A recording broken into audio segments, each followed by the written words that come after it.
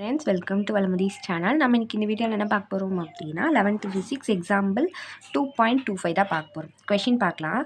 A particle move along the x-axis in such a way that its coordinates x varies with time t according to the equation x is equal to 2 minus 5t plus 6t square. What is the initial velocity of a particle? Question இது கொடுத்துட்டாங்க.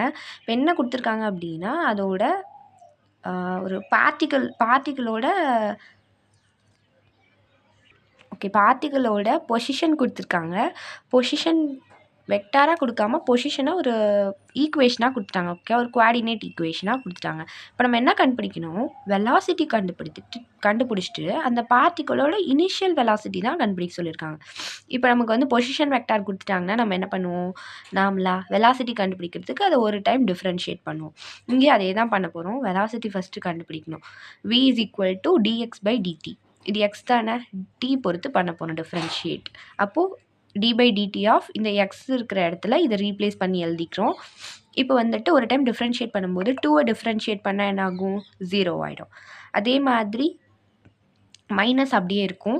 5 வந்து constant, so number அப்படியே போட்டுக்கிறோம். D இருக்குது, D one time differentiate பண்ணால் 1 தான். So 5 × 1 1 தான் வரும். Plus 6 × d square. இதை வந்து டிஃப்ரென்ஷியேட் பண்ணால் நமக்கு என்ன வரும்? 2t அப்படின்னு வருமா? ஏன்னா நம்மளோட ஃபார்முலா என்ன? எக்ஸ் பவர் என் அப்படின்னு இருந்துச்சுன்னா n × X power n minus 1. So இதுதான் ஃபார்முலா நம்ம டிஃப்ரென்ஷியேட் பண்ணும்போது. அப்போ என்ன ஆகும்? இந்த டீக்கு மேலே பவரில் 2 இருக்குது. ஸோ 2 முன்னாடி வந்துடும். அப்போது 2 × t பவர் 1ன்னு வரும். ஏற்கனவே நமக்கு வந்து 6 வந்து ஏற்கனவே இருக்குது. அப்போ 6 × 2 12t அப்படின்னு வந்துடும். அதுதான் இங்கே எழுதியிருக்கும். -5 + 12t. இதுதான் வந்துட்டு வெலாசிட்டி. ஃபார் இனிஷியல் வெலாசிட்டியோட தான் ஃபஸ்ட்டு கண்டுபிடிக்க சொல்லியிருந்தாங்க. இனிஷியல் வெலாசிட்டினா என்ன? இனிஷியலாக ஒரு ஆப்ஜெக்ட் எதில் இருக்கும்? அதோட டைம் என்னவாக இருக்கும்? 0. ஃபஸ்ட்டு நம்ம 0லேருந்து தான் ஸ்டார்ட் பண்ணோம். ஸோ அதனால் இனிஷியல் வெலாசிட்டி என்ன கண்டுபிடிக்க சொல்லியிருக்காங்கன்னா t = 0ங்கிறத நம்ம அதில் சப்ஸ்டியூட் பண்ணோம். அவ்வளோதான், ரொம்ப ஈஸி. இந்த இது கண்டுபிடிச்சோமா?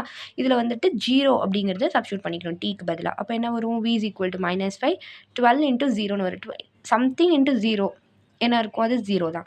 அப்போ -5 m/s. அவ்வளோதான் ஃப்ரெண்ட்ஸ், பாய்.